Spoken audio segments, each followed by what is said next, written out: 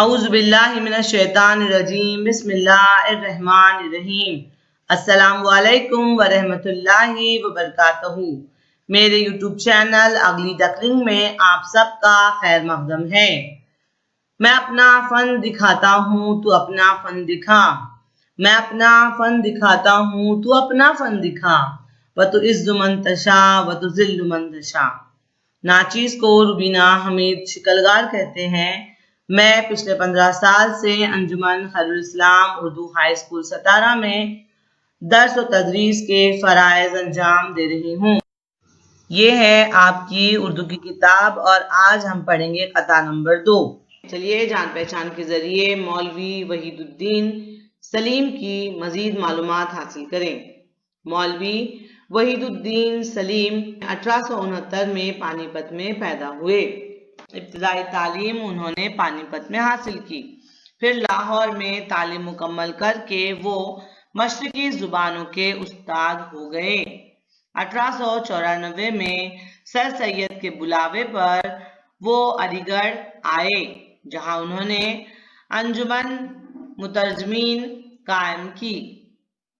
حیدرآباد میں جب عثمانیہ یونیورسٹی کا قیام ہوا تو مولوی سلیم اس کے دارالترجمہ میں ترجمہ کمیٹی کے سربراہ مقرر ہوئے۔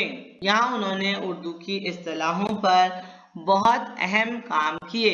افتاد سلیم، افکار سلیم اور وضع اصطلاحات ان کی تصنیفات ہیں۔ آخری زمانے میں صحت کی خرابی کی وجہ سے وہ ملیح آباد چلے گئے اور 1928 میں وہیں ان کا انتقال ہوا۔ مولوی وحید الدین سلیم علی اور اقبال کے زمانے کے شاعر ہیں اور آپ کو جان کے تعجب ہوگا بر صغیر کے اردو کے پہلے پروفیسر رہے ہیں۔ آئیے قطعے کی تعریف پر ایک نظر ڈالیں۔ قطعہ کے لغوی معنی ہے ٹکڑا۔ اصطلاح میں ان اشعار کو کہتے ہیں جو مضمون یا موضوع کے لحاظ سے مسلسل یا مربوط ہوں۔ اس کی ابتدا اس طرح ہوئی کہ غزل یا قصیدے میں جب کوئی شاعر کوئی خیال یا مضمون ایک شعر میں ادا نہ کر پاتا تھا تو اسے کئی مربوط اور مسلسل شعر کہنے پڑتے تھے۔ ایسے اشعار قطعہ بند اشعار کہلاتے تھے۔ آگے چل کر قطعہ نے ایک جداگانہ صنف کی صورت اختیار کر لی اور رفتہ رفتہ مقبولیت بھی حاصل کر لی۔ قطعہ نظم کی اس صنف کو کہتے ہیں جس میں کسی خاص خیال، جذبے یا کیفیت کو بیان کیا جاتا ہے۔ اس کے ہر شعر کا دوسرا مصرع ہم قافیہ ہوتا ہے۔ اس کے اشعار کی تعداد کم سے کم 2 ہوتی ہے، زیادہ سے زیادہ کی کوئی قید نہیں۔ غزل کی طرح اس میں مطلع کہنا ضروری نہیں۔ زیادہ تر 2 اشعار قطعات کا چلن عام ہے۔ جیسے آپ کے سامنے ایک قطعہ پیش کر رہی ہوں۔ وہ راستے میں پلٹا تو رک گیا میں بھی، وہ راستے میں پلٹا تو رک گیا میں بھی، پھر قدم قدم نہ رہے سفر سفر نہ رہا، نظروں سے گرایا اس کو کچھ اس طرح ہم نے، نظروں سے گرایا اس کو کچھ اس طرح ہم نے کہ وہ خود اپنی نظروں میں معتبر نہ رہا۔ چلیے مولوی وحید الدین سلیم کا قطعہ پڑھتے ہیں۔ کیا لے گا مردہ افتادہ بن کے تو، کیا لے گا مردہ افتادہ بن کے تو، طوفان بن کہ ہے تیری فطرت میں انقلاب، کیوں ٹمٹمائے کرم کے شب تاب کی طرح، کیوں ٹمٹمائے کرم کے شب تاب کی طرح، بن سکتا ہے تو اوج فلک پر اگر شہاب، وہ خاک ہو کہ جس سے گلے ریزہ ہائے زر، وہ خاک ہو کہ جس سے گلے ریزہ ہائے زر، وہ سنگ بن کہ جس سے نکلتے ہیں لعل ناب، چڑیوں کی طرح دانے پہ گرتا ہے کس لیے، چڑیوں کی طرح دانے پہ گرتا ہے کس لیے، پرواز رکھ بلند کہ تو بن سکے عقاب، وہ چشمہ بن کہ جس سے ہو سرسبز کھیتیاں، رہرو کو تو فریب نہ دے صورت سراب۔ چلیے اسے اب سمجھ بھی لیں، کیا لے گا خاک مردے افتادہ بن کے تو؟ سوال کر رہے ہیں، ہر شعر میں سوال کیا ہے شاعر نے اور جواب بھی دے رہے ہیں اگلے ہی مصرے میں۔ ایسا بے جان مردہ جس میں نہ کوئی حرکت ہے، نہ امید ہے، نہ آگے بڑھنے کی تمنا ہے، نہ کچھ پانے کی آرزو ہے، ایسا مردہ بن کر کیا لے گا جس میں کوئی حرکت ہی نہیں ہے؟ کیا خاک مل جائے گا تمہیں ایسی بے جان زندگی جی کر؟ اگر بننا ہی ہے تو کیا بنو؟ طوفان بنو، کیونکہ اللہ تعالیٰ نے تمہاری فطرت میں طوفان کو ڈالا ہے۔ اور کیسا طوفان ہے وہ؟ طوفان بن کے ہے تیری فطرت میں انقلاب، وہ طوفان جو انقلاب لانے والا طوفان ہوتا ہے۔ انقلاب کے معنی کیا ہوتے ہیں؟ انقلاب کے لفظی معنی ہوتے ہیں سوچ سمجھ کر اور جان بوجھ کر لائی گئی تبدیلی کو انقلاب کہتے ہیں۔ تو شاعر یہاں پہ کہتے ہیں کہ اللہ تعالیٰ نے جب انسان کو بنایا اس کی فطرت میں انقلاب ڈالا ہے۔ جیسے آپ لوگوں نے تاریخ میں پڑھا ہوگا، جب انسان وجود میں آیا تو پتوں کا لباس پہنتا تھا، غاروں میں رہتا تھا، اور پہاڑوں میں رہنے والا، جنگلوں میں رہنے والا، غاروں میں رہنے والا انسان، اس نے اپنی ترقی کی، اس نے الگ الگ ہتھیار بنائے، جانوروں پہ قبضہ کیا، آگ پہ قابو پایا اس نے، اور اپنے لیے ایک بہتر زندگی بنائی۔ اور ہمارے پاس زبان نہیں تھی، ہم اشاروں میں بات کرتے تھے، تصویروں میں بات کرتے تھے، اپنی کہانیاں تصویروں کے ذریعے بیان کرتے تھے۔ اور آج دیکھیے ہم اردو کا یہ قطعہ پڑھ رہے ہیں اور سمجھ رہے ہیں۔ اسی لیے شاعر کہہ رہے ہیں کہ طوفان بن کہ تیری فطرت میں انقلاب ہے، اس بنانے والے نے تیری فطرت میں انقلاب گون دیا ہے تیری مٹی میں، تو کیوں ایک بے جان مردہ بن کر رہنا چاہتا ہے؟ کیوں تیرے اندر کوئی مقصد نہیں ہے؟ کیوں تیرے اندر کوئی جدوجہد نہیں ہے؟ چلیے اگلے شعر کی طرف بڑھتے ہیں جو ایسا ہی جھنجھوڑ دینے والا ہے۔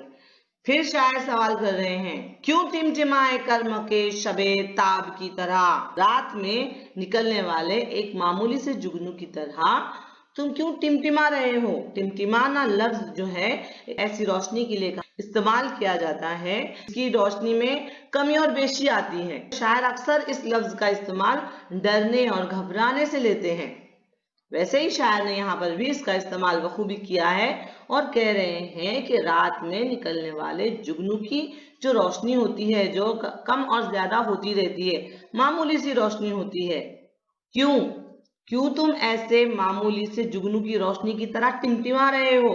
کیوں تمہارے اندر دم نہیں ہے؟ تمہارے کردار میں تابناکی کیوں نہیں ہے؟ تمہارا کردار روشن کیوں نہیں ہے؟ اور وہ ایسا اس لیے کہہ رہے ہیں شاعر، وہ ہمیں امید دلا رہے ہیں، بن سکتا ہے تو اوج فلک پر اگر شہاب، اگر تو بلند آسمان کا ستارہ بن سکتا ہے جسے ساری دنیا سر اٹھا کر دیکھے گی اور دیکھتی ہی رہے گی کہ کیا چمک ہے، کیا آن ہے، کیا بان ہے۔ اگر تو ایسا ستارہ بن سکتا ہے تو کیوں جگنو کی طرح ٹمٹما رہا ہے؟ کیوں گھبرا رہا ہے اپنے راستے پر چلتے وقت؟ اپنی کوششوں میں کوتاہی کیوں کر رہا ہے؟ پوری دم خم کے ساتھ اپنے راستے پر چلو، کوششوں میں کمی مت آنے دو، کوشش کرتے رہو، گرو گے پھر اٹھو، سنبھلو، آگے بڑھو، تو انشاءاللہ ایک دن پورا آسمان تمہارا ہوگا۔ چلیے اگلے شعر کی طرف بڑھتے ہیں۔ پھر ایک سوال ہے اور پھر اس کا جواب بھی ہے۔ شاعر کہہ رہے ہیں کہ وہ خاک ہو کہ جس سے گلے ریز ہائے زر، ایسی خاک بنو جو سونے کے ذروں کو تک کے پگھلا دے۔ وہ سنگ بن، اگر آپ اپنے آپ کو ایک معمولی پتھر سمجھتے ہیں تو ایسا پتھر بنو، وہ پتھر بنو جس سے نکلتے ہیں لال ناب۔ میں آپ کو بتا دوں ہیرا بھی پتھر ہی ہوتا ہے، لیکن زمین کی گہرائیوں میں بہت زیادہ گرمی اور دباؤ کو برداشت کر کے وہ ہیرے میں تبدیل ہو جاتا ہے، قیمتی پتھر میں بدل جاتا ہے وہ۔ اسی طرح شاعر کہہ رہے ہیں کہ اگر بننا ہی ہے، اگر پتھر ہی بننا ہے تو وہ پتھر بنو جو نایاب ہوتا ہے، جو انمول ہوتا ہے، ایسا ہیرا بنو جو بیش قیمتی ہوتا ہے۔ اب آگے شاعر हमें झंझोड़ते हुए कह रहे हैं चिड़ियों की तरह दाने पे गिरता है। किस लिए? चिड़िया बहुत छोटी होती है और उसके चोंच भी बहुत छोटी होती है और उसका दाना भी बहुत छोटा होता है, वो छोटे छोटे दाने उठाती है। तो शायर हमें झंझोड़ते हुए कह रहे हैं कि एक छोटे से परिंदे की तरह क्या छोटी छोटी कामयाबियों पे खुश होते हैं आप, परवाज रख बुलंद। हमें हमारा जो मकसद है वो बड़ा रखना चाहिए कि तू बन सके उकाब। अगर उकाब बनना चाहते हो, उकाब एक शिकारी परिंदे का नाम है और शिकारी परिंदे जितने भी होते हैं वो कभी जमीन पर छोटे छोटे दानों के लिए आते नहीं हैं, वो पहाड़ों की चोटियों पर ही रहते हैं। तो शायद ये कहते हैं कि तुम्हारा टारगेट, तुम्हारा गोल, तुम्हारा मकसद अगर तुम बड़ा रखोगे तो तुम उकाब बनोगे। अगर तुम छोटी छोटी कामयाबियों में ही खुश हो जाते हो तो तुम चिड़िया बनकर रह जाओगे। वो चश्मा बन के जिससे हो सरसब्ज खेतियां। आगे शायर कह रहे हैं चश्मा, चश्मे का मतलब होता है पानी का एक छोटा सा जरिया, जो बारिश के दिनों में जो पानी रिसता है पहाड़ों के अंदर और जब वो बाहर आता है, जहां से उसको जगह मिलती है और वो बाहर आता है, उसे चश्मा कहते हैं। तो शायर कह रहे हैं कि अगर चश्मा बनना है तो ऐसा चश्मा बनो कि जिससे खेतियां सरसब्ज हो, लहलहाने लगे खेतियां। यानी कहने का मतलब क्या है कि अल्लाह ताला ने कोई भी मखलूक अपनी बेवजह नहीं बनाई है। यानी बड़े से बड़ा और छोटे से छोटा जानवर अल्लाह ताला ने जो है वो किसी मकसद से बनाया है, तो हमें भी किसी मकसद से बनाया है। तो हमारा मकसद क्या होना चाहिए? दूसरों के काम आना होना चाहिए, है ना। इसीलिए शायर कहते हैं कि वो चश्मा बन जिससे खेतियां लहलहाने लगे, सरसब्ज और शादाब हो जाए खेतियां। यानी तुम्हारी अपनी जात से दूसरों को फायदा हो, ऐसा किरदार हो तुम्हारा, ऐसी शख्सियत हो तुम्हारी। एक शेर याद आया मुझे, माना के जमी को गुलजार न कर सके हम, माना के जमी को गुलजार न कर सके हम, कुछ खार कर दिए कम गुजरे जहां से हम। तो ऐसा मकसद रखना चाहिए और दूसरों के काम आना चाहिए हमेशा। सराब का मतलब होता है रेगिस्तान में हम चलते हैं तो ऐसा लगता है दूर पानी है और मुसाफिर जो हैं वो अपना रास्ता छोड़कर उस तरफ जाते हैं कि हम अपनी प्यास बुझाएंगे, लेकिन जब वो उस तरफ पहुंचते हैं तो पता चलता है कि कोई पानी नहीं है, उसको शराब कहते हैं। तो ऐसा शराब मत बनो जो मुसाफिरों को, राह चलने वालों को धोखे में डाल दे, फरेब में डाल दे।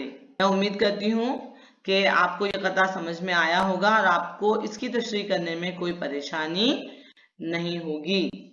अपनी मोहब्बतें, अपनी इनायतें मुझ पर और मेरे चैनल पर इसी तरह बनाए रखिए। मेरे वीडियोस को देखते रहिए, शेयर कीजिए एक दूसरे के साथ, मेरे चैनल को सब्सक्राइब कीजिए। खूब पढ़िए, खूब बढ़िए। बहुत बहुत शुक्रिया।